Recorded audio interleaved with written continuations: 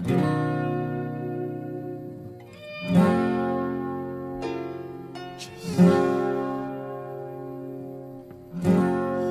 the moon and the sun.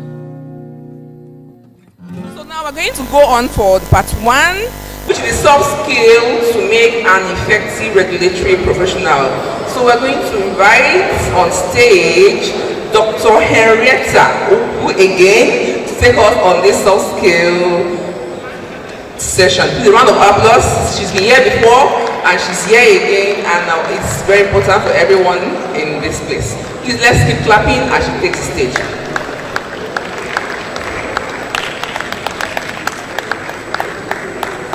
Happy to have you here. Thank you. I didn't realize it was coming so soon. But so what we'll do in this session, it's actually more of a training session So what we're trying to do here is just to highlight some of the leadership skills that we need to be effective. So some of you here in the audience are in regulatory affairs and quality assurance. So this slide here captures the key roles of regulatory affairs professionals in industry. We are like the gatekeeper for our companies. So our roles span these 5 key areas. Gatekeeper of information that goes to regulatory agencies, developing the strategy with our technical teams, engaging with the agencies as liaison as well as within the company, and then being an advocate for the product as well as in due diligence if we're trying to acquire new products, and then of course being a business partner with the rest of our technical groups. So if you think about the roles, the reason we actually thought about doing this in this session is when you think about your role, then you are able to embrace the skills that you need to effectively drive those roles and be efficient with your roles.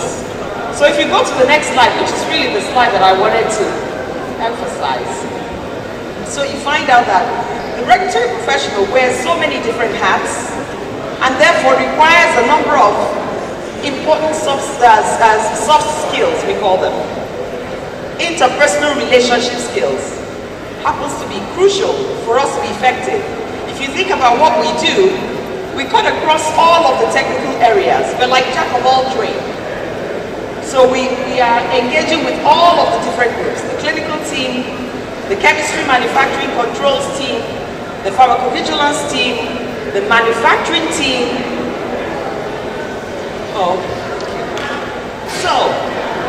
So if you keep all that in mind, you find out that you need to have the following skills. So as an honest broker, the company actually relies on us to speak the truth.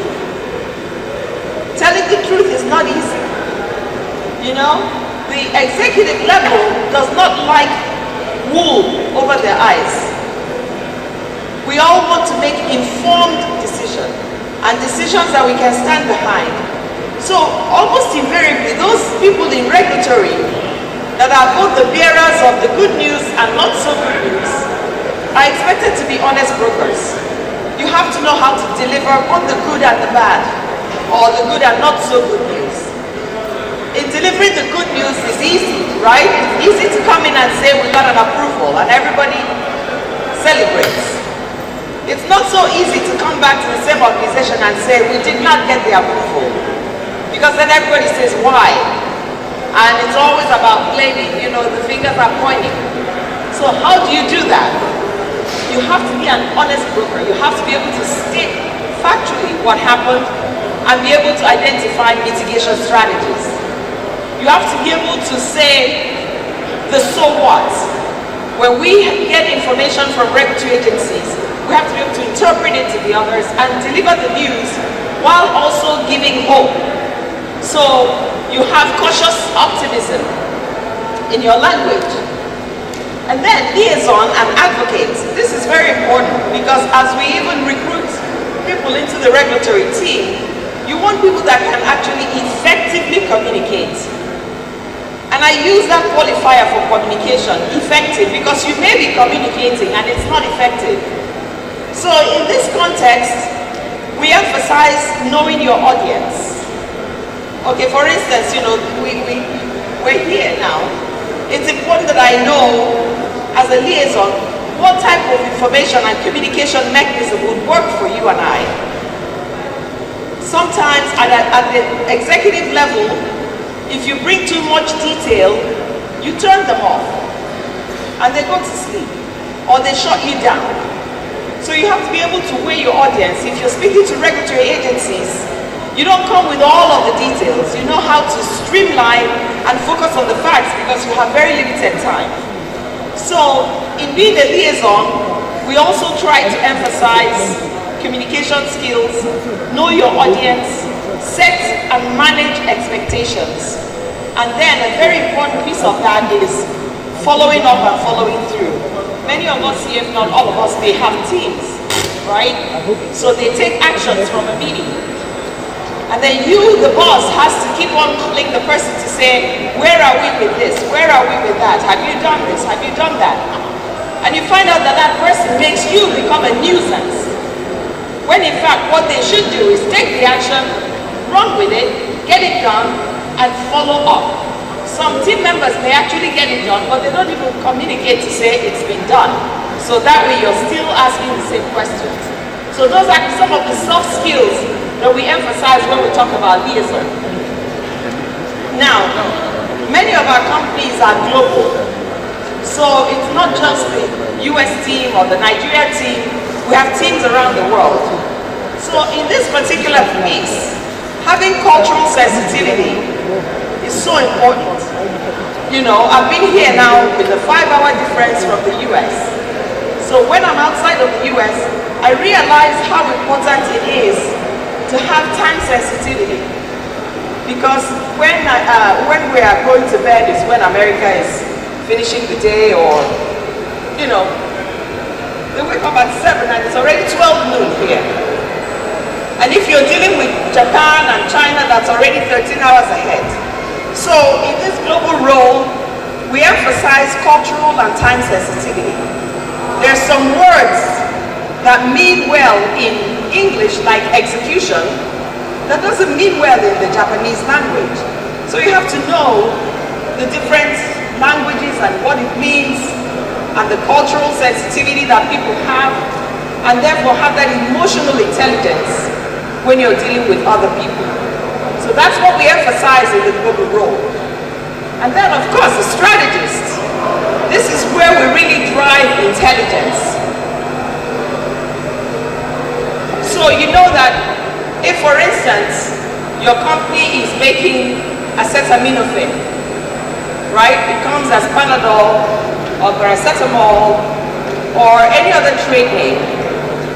What we want the strategists to do is to have what we call the regulatory intelligence. They need to understand the competitive landscape. They need to understand the regulatory intelligence and understand the competitive intelligence of that. So they come to the meeting with that kind of information that would help you differentiate your product from the other products. So that way your labeling is differentiated. So that's what we emphasize when we talk about the regulatory strategy. And then of course, as a business partner, I always use the words, pay attention. A lot of people don't pay attention, you know? They just kind of like coast through. But you want them to pay attention and feel the sense of partnership and owning the business with you. You know, I always make my team define the word partner. What does partner mean? You know, attorneys and lawyers and solicitors live in the world of partnership because a lot of their profession is about partnering. But a business partner should know the business, because if your regulatory team knows and understands the business, then they'll know the sense of urgency that they have to apply to engagement. So that's what we emphasize in this, and then we bring them into our own business so they know and understand what we do in regulatory. So typically on my leadership team, I would have my strategic business partners, the finance person, the HR person, and the IT person. Because if they know your business and we know their business, then we can advocate for each other. And then due diligence. This is a very important aspect for acquisition and mergers, because we have to go and evaluate other products, and others will come to evaluate our products. And in due diligence, we have to know the material so that we can understand if there are loopholes, if there are weaknesses, if there are deficiencies in those products, so that again, the company can make informed decisions. So the regulatory team plays a strong role. Finally, the gatekeeper role. I tell my team, I call it push the button. You know, before you push that button, it's the regulatory team that pushes the button of the submission that goes to whichever agency. So I say to them, we will hold ourselves responsible because we let it go. It's what we let go that actually goes. So that means that before it goes, you have to do the due diligence, you have to review it. I also say to them that my signature is my legal property. If you let that signature go without standing behind the material, you're the one that's vulnerable. And we know that the regulatory team has there's a lot of legal implication in what we do. So this is sort of in a nutshell, you know, the key areas. I hope this meets what you wanted. But in a nutshell, how we define the role of the regulatory professional in industry. And then when we train on the soft skills, these are the areas that we emphasize. And of course, when we recruit and interview, we also focus on these. Now, I didn't put agility here because agility comes with IT and being agile, with technology and innovation. And we know that that's becoming an increasingly important aspect for all of us to understand the technologies that are out there. So, thank you. Any questions?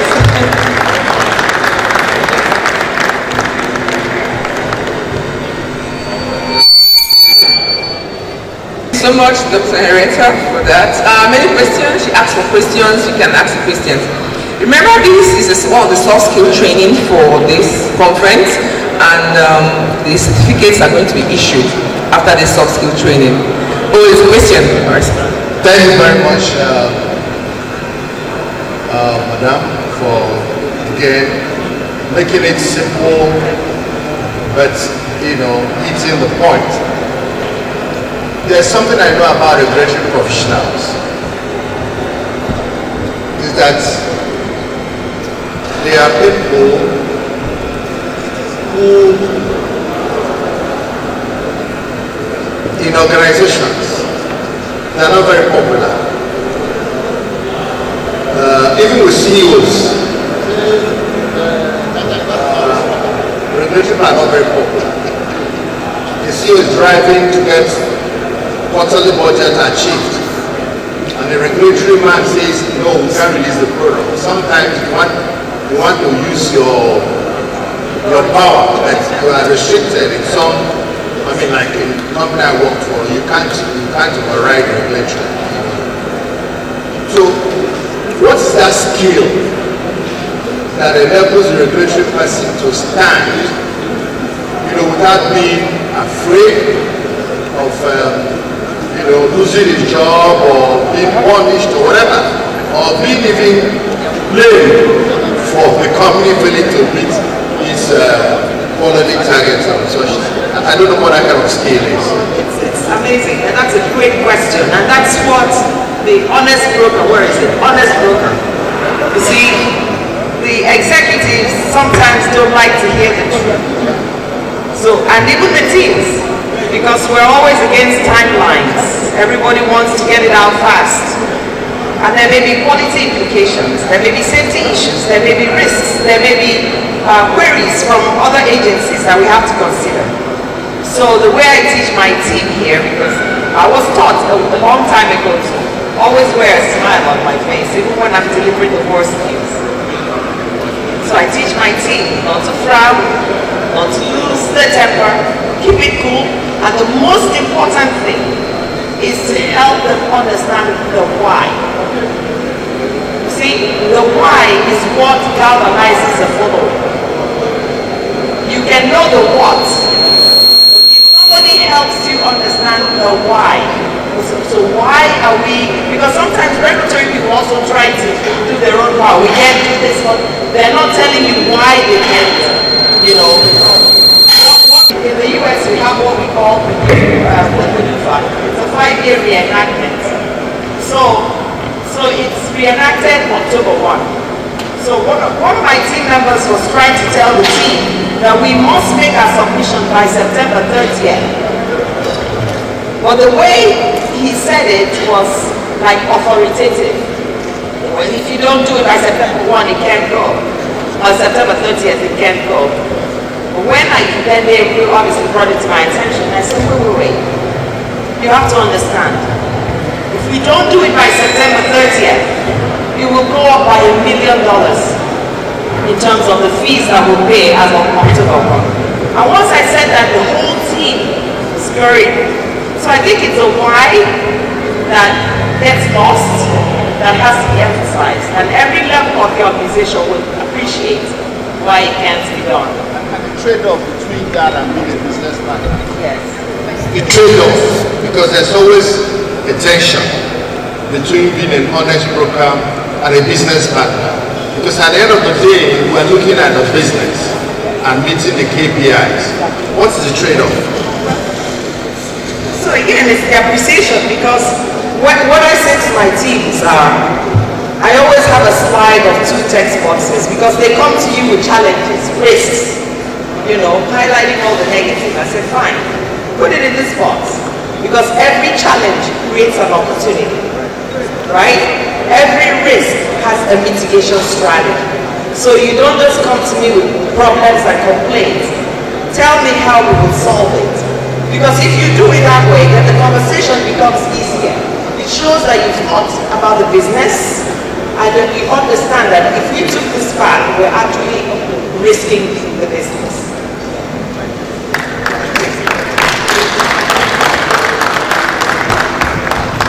Good afternoon, ma'am, and good afternoon, audience. I have a question for you and the registrar of the PCN Council.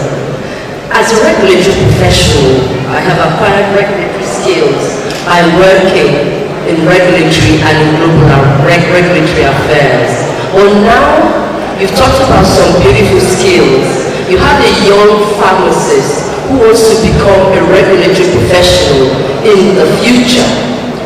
What kind of trainings do you think that person can acquire to be able to get these skills? Because I'm not sure, that's why I said the registrar would be the co-answer. I don't know whether regulatory science is already being taught in Nigeria University. So you get a fresh graduate who is a pharmacist or a scientist, has a desire to become a regulatory professional. In the US, you have RAPs. In the UK, you have top rap. In Nigeria, we have none. So what do we do? So maybe both of you can help us with this question. Thank you. He goes first. Okay, thank you. Thank you very much for bringing this up. It sits perfectly with also the staff of the Pharmacy Council of Nigeria. We ask ourselves this question. If as a staff of the Pharmacy Council, you are deployed to work in NAFDAC, you face some challenges on how to key in properly. If you are a staff of NAFDAC and you are pulled to work in PCN, you definitely have some challenges of integration. And we looked at this. We also now look at the stakeholders who also operate within the regulatory landscape.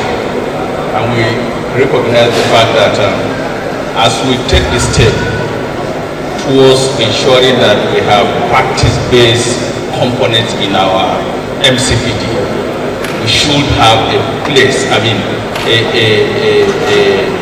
platform for those who will want to access regulatory science, such that we can all blend easily, even from among the regulators themselves, either on the side of licensing agency, be the PCN, or NAFDAC, as the case may be, and as well as also provide capacity building and understanding to the stakeholders on the regulatory side, on the practice side. So regulatory science is one of those areas we want to take as practice-based area for CBD. Thank you very much. Did that satisfy? Did that satisfy you? Okay. Please, that's going to be the last comment or question, please. The last one. Okay, thank you everyone. My name is Pharmacist Monica Ukwu. I want to bring to the attention of this gathering that a Nigerian pharmacist that has brought a program to Africa, unfortunately she could not establish it in Nigeria, is actually being anchored from Purdue University, USA. Is the Biotechnology, Innovation and Regulatory Sciences program, and is being anchored in Tanzania because she is a pharmacist, a reverend sister, and the program has been running for the past 40 years. And currently, there is a plan to bring it to West Africa, at least to set up a center. But then the problem is with our political situations and all that. We are still in discussion. Her name is Reverend Sister Zita, and there is a plan to actually bring it to West Africa. We are seeing if it's going to be possible to bring the center to Nigeria. And it's a program that will teach us the science of making quality, safe and efficacious medicines, because there is a science behind it, and not just that, also regulatory science. So it's something that we hope that will materialize soon, because the cost of the Nigerians attending the program is too high. And the good thing is that it's a sponsored program that starts with a certificate program and a master's program, and actually the first 2 PhD graduates are Nigerians. They work with NAFDAC, they are in US. So it's a kind of answer to our prayer. And Reverend Sister Zita is old. She's 75 years old. And she is hoping that this program should take root in Nigeria, being that she's a Nigerian. So I think that problem will be solved sometime soon. Thank you very much. Thank you. Thank you. We'll end it right there. Let's appreciate Dr. Henrietta Ukwu. More than diamond. Woo. She is worth more than silver. Special kind of woman.